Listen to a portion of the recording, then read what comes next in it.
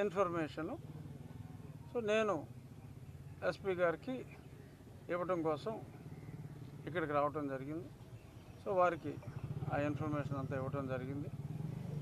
మరి త్వరితగతిన కంప్లీట్ చేయమని చెప్పి ఆయనకి చెప్పడం జరిగింది.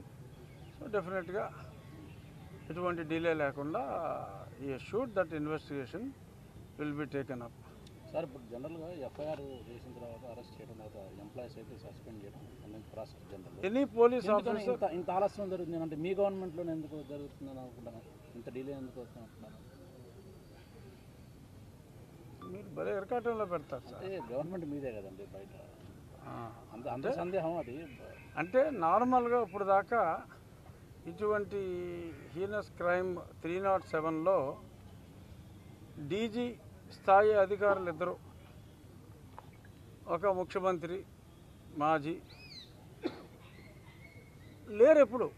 సరే మీరు చెప్పింది ఆఫీసర్ల గురించి కాబట్టి ఒక డీజీపీ స్థాయి అధికారులు ఇద్దరు ఒక అటెంప్ట్ మర్డర్ కేసులో ఉండటం అనేది ఫస్ట్ ఆఫ్ ఇట్స్ కానీ జనరల్గా ఎస్పీ స్థాయి వరకు కూడా మరి గతంలో చాలాసార్లు జరిగినా ఎప్పుడైనా కూడా ఒకసారి ఎఫ్ఐఆర్ రిజిస్టర్ అయితే కంపల్సరీగా వాళ్ళని సస్పెండ్ చేస్తారు.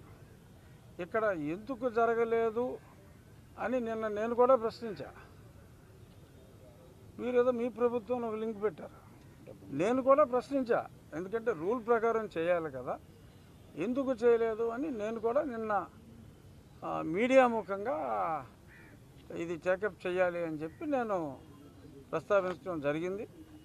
డెఫినెట్గా పర్హాప్స్ మేబీ ఏమన్నా ఇంకాస్త ప్రిలిమినరీ ఎంక్వైరీ అయితే, ఎందుకంటే క్రిస్టల్ క్లియర్గా సాక్ష్యాధారాలన్నీ స్పష్టంగా ఉన్నాయి కాబట్టి మేబీ కొద్ది రోజుల తర్వాత అయినా వాళ్ళని సస్పెండ్ చేయటం అయితే ఖచ్చితంగా ఉంటుంది. పైగా పివి సునీల్ కుమార్ గారు మరి